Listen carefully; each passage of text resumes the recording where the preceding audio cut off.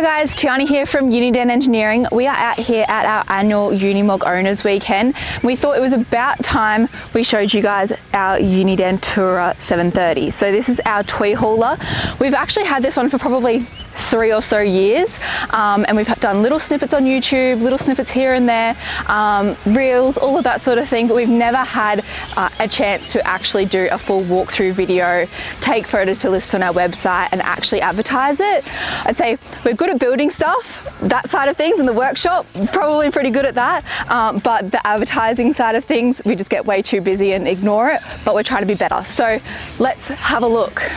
So the whole reason of why we built this, typically we don't build caravans and those sorts of things, but we had this guy, our Can-Am Maverick X3, and we were towing around a caravan and then towing around a trailer for that, and it just was so cumbersome. We hate towing at the best of times, let alone having to do it twice, and also towing things that aren't as capable as the Unimog. So we decided, let's just bundle it all up into one. We sleep the family in here, we take the buggy, it tows perfectly behind a Unimog. It's essentially been following the Unimog everywhere we've been taking the Unimog.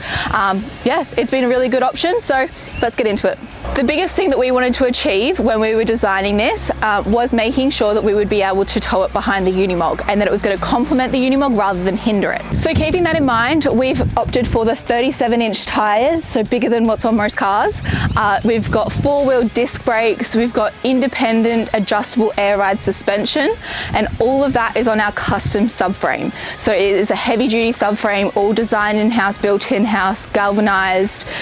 Essentially anything that you throw at this chassis, it is going to cop it. Getting into the nitty-gritty stuff and how this differs from your standard caravan or motorhome type spec, we do have 450 litres of water. So that has been catering for our family, 7 people for 2 weeks straight, and it does really, really good with showers, drinking, all of that. So we do want to be able to keep ourselves and our customers off-road for as long as possible. That water is all stored within the subframe. It is protected with mud guards, mud flaps, all of that sort of thing. So you aren't going to get any damage in the terrain that we like to take it. All right, then from there, let's get into the fun stuff. So what am I standing in front of?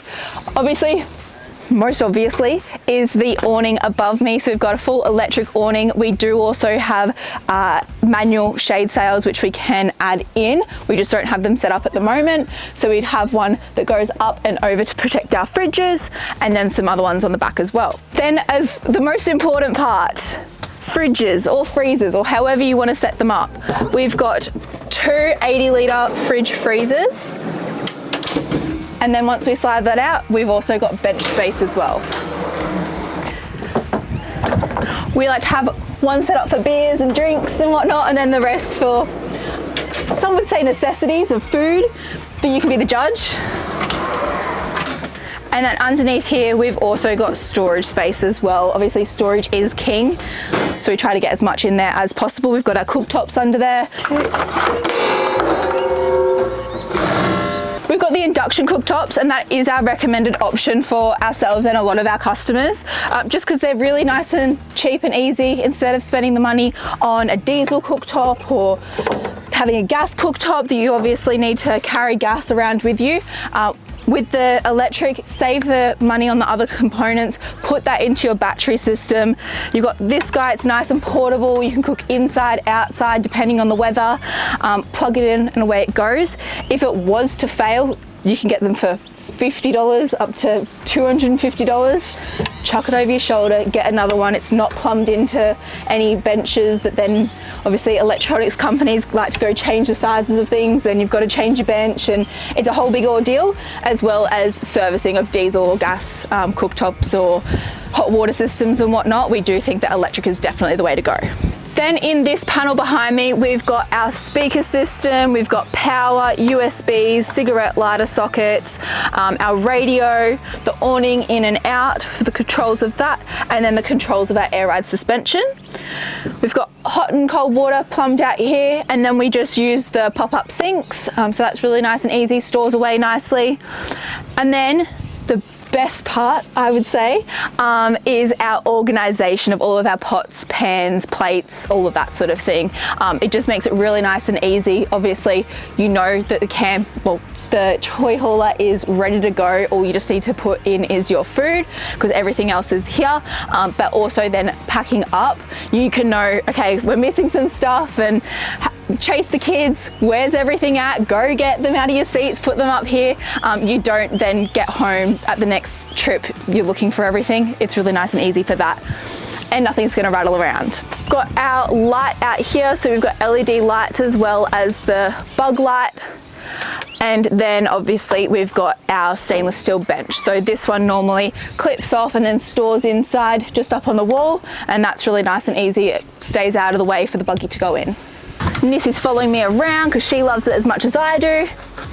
Come on, good girl.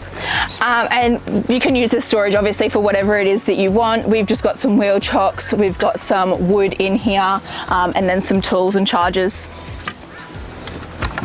You're gonna be famous. Then coming to the other side of the toy hauler, we'll start at the front. We've got our black jack trailer jack. This is all electronic, makes it very, very easy. Pull up to camp. It's got an inbuilt level. So with this, being able to level it front to back, and then with the air ride adjustable suspension, leveling it side to side, have a great night's sleep, nice and easy.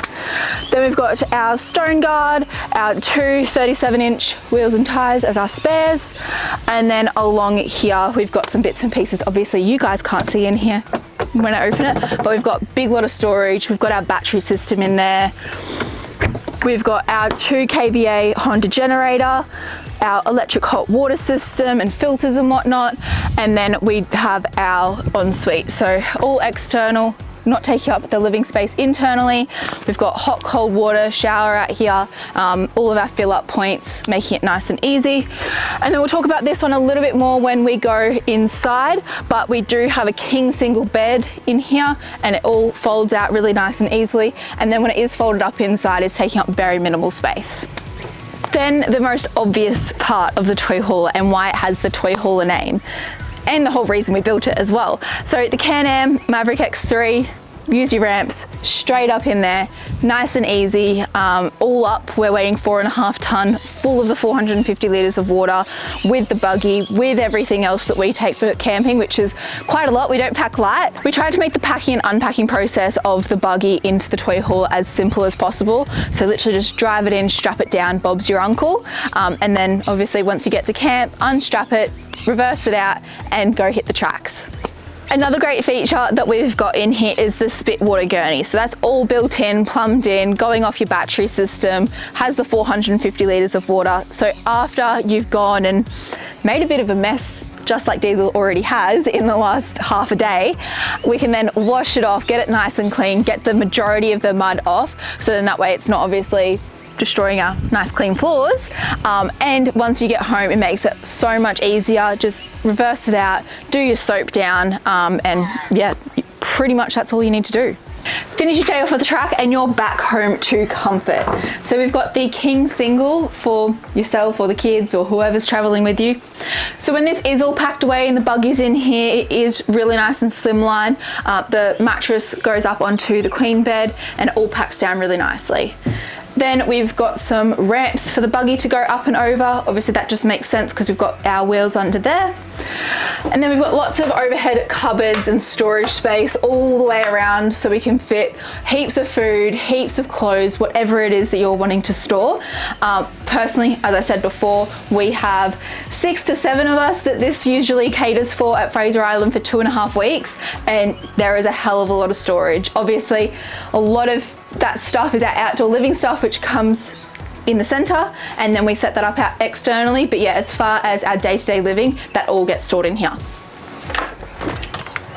Majority of the cooking and living that we do is externally, and that is the way that it's set up, but we always want to make sure we do have the option, if the weather is really bad, that we can cook in here. So we've got quite a bit of bench space. We've got power in here with some 240 and some cigarette lighter sockets in there. And then we've got our kitchen bench with, once again, heaps more storage, soft close drawers, a sink, all fold out, hot, cold water, everything that you need is there. And then to allow the buggy to come in, it all just slides away really nice and easily. This is where our external table clips into place for traveling. Once again, more overhead cupboards. We've got lighting all around. We do also have our mood lighting, both in this section and also in the bedroom section. Then we've got our caravan microwave, so nice and easy, frozen meals if you can't be bothered, or heating up your coffees. I know it gets a hell of a workout with us and our coffees in the morning. And then we've got our Fusion stereo system as well. So we've got controls internally and externally, as well as speakers internally and externally. Obviously, you want to make the most of having a speaker system. Then up here, we do have a full-size queen bed. So if you are familiar with our builds, you would know we don't settle when it comes to beds. We want a proper queen bed. We don't want a caravan queen. So many caravan companies say, oh, we've got a queen. It's not a queen. So yeah, full-size queen bed up here, and we've got storage, overhead cupboards in there, charging for our phones, fans, all of that sort of thing to make sure mum and dad, or whoever you are and whoever you're traveling with, are in comfort. Then for our battery system, we are controlling it by a C-Zone touchscreen system, which is really nice and easy. We've got all of our different modes: camping, travel, sleeping, short-term storage, and long-term storage. So literally all I need to do is press one button and it will turn off everything that we don't need and turn on the things that we do need, which is really, really nice and simple. Obviously right now we're in camping mode, and so we are utilizing the 300 amp hours of BTEC lithium batteries from Energive. We've got a 3000 watt inverter, a 50 amp DC-DC charger, but more so, and what we think is the most important part, is the 1080 watts of solar on the roof. So we do have a smaller battery system, however we are making sure we're filling that up as quickly as possible. So the way that we are camping with all of our electronic items, we are generally getting around to 60 to 70% overnight, but by the time, if it's a good sunny day, which is most of the time where we like to go camping, we don't really typically try to go where it's raining, but most of the time by 9 o'clock in the morning, we're back up to 100%. So smaller battery system, but huge funnel to fill it up as quickly as possible. Hello. So as I said, we have had this Tourer 730 for the last over 3 years. This is the second or third owners weekend. We've taken it on our annual trips to Fraser Island. It has followed the Unimog absolutely everywhere that we've wanted to go.